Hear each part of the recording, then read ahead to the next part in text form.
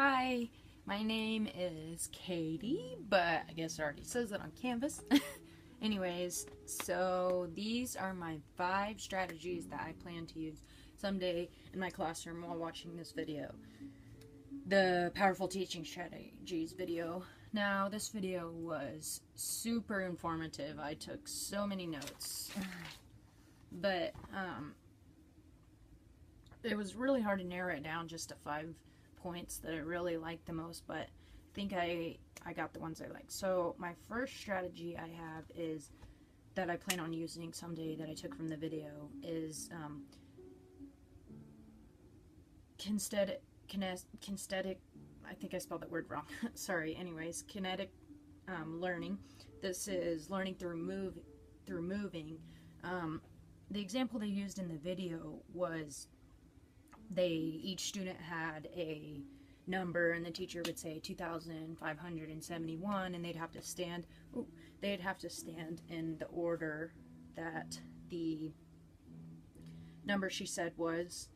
I really like this because I think, as the video said, students learn a lot better by moving and getting up on their feet instead of just sitting there and having to listen to a lecture all day.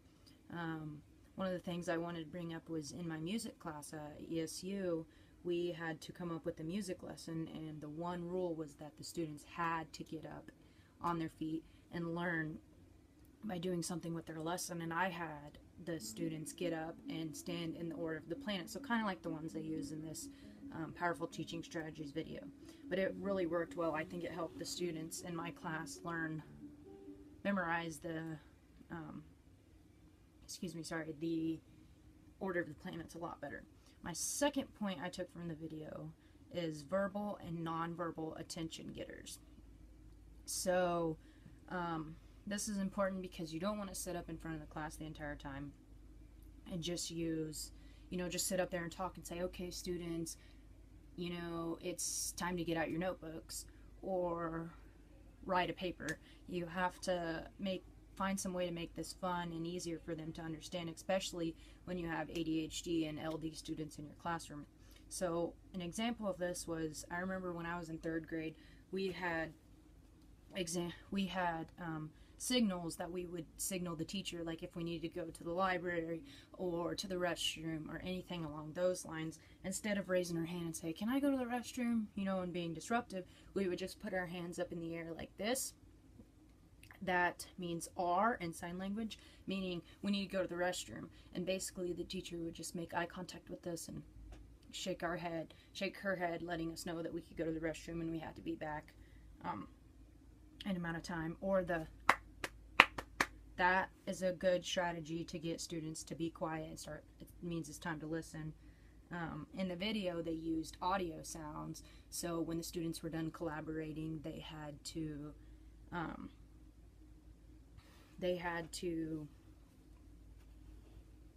sorry, lost my train of thought. They had to start listening to the teacher, so that's something I really plan on using. My third point I took from the video is classroom meetings. This is something I actually never ever thought about in my entire life. I don't think I ever did it growing up either until I saw this video and I realized, wow, that's a really good point.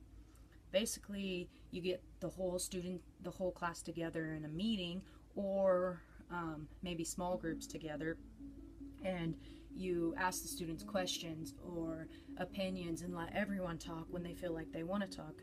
And I think this is a really good way to help the LD or the ADHD students feel like they can express themselves and like their opinion matters. I actually have ADHD. I was diagnosed in 2nd grade. I have another learning disorder called dyscalculia as well.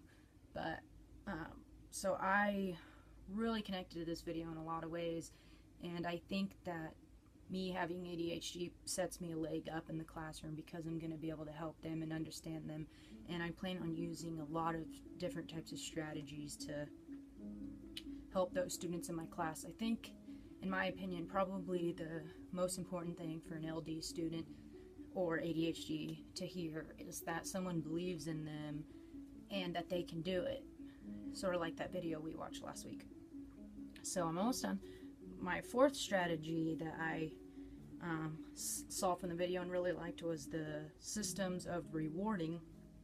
So they made a good point in the video saying that ADHD kids need to have more opportunities to get rewarded than other students, but that doesn't mean that they deserve more rewards. It means that they only get rewarded when they deserve an award and not rewarded for their bad actions.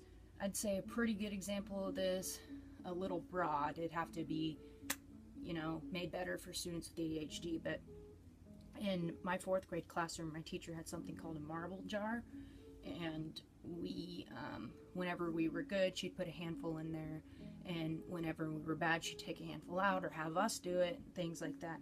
And what we did is every single student in the class wrote down on a piece of paper something that, a reward that they would like to get. So I think that if a student is creating the reward themselves, as long as it's not something crazy like recess all day, but if they are creating the reward themselves, they're more apt to want to work hard towards that reward. And when we would fill up the marble jar, she'd pull out a piece of paper, and whoever paper she grabbed from the class, that's the reward we would get, like an extra 10 minutes at recess or things along those lines. So my fifth and final strategy, like I said, it was hard to only pick 5 from the video, but my fifth and final strategy, I actually put in all caps. You see it right there, I put it in all caps with 3 exclamation points, is organization. This is something that I struggle with a lot because of my ADHD. I've been learning through the ed program at Emporia State that organization is key to being a teacher, and I know that I need to work on this.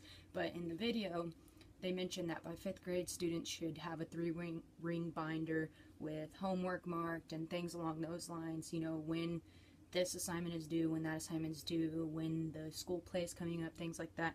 So I never really quite thought about helping my students be organized before, more along the lines of helping me be organized because of my ADHD. But I think that's a really good idea, is kind of to make it a year-long thing in my classroom, helping my students be organized. Like, we'll start slowly with the 3-ring binder, and as the year goes on, adding more and more dividers and things like that. So that's all my 5 points.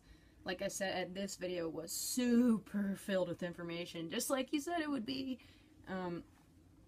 So those are, just to go over them one more time, my first one was kinesthetic learning, getting up, moving around. 2, nonverbal and verbal communication, so that was the restroom example. 3, classroom meetings, helping every student feel like they have a voice. 4, reward systems, the students have a goal to work forward to. And in all caps, organization! Okay, thank you, bye.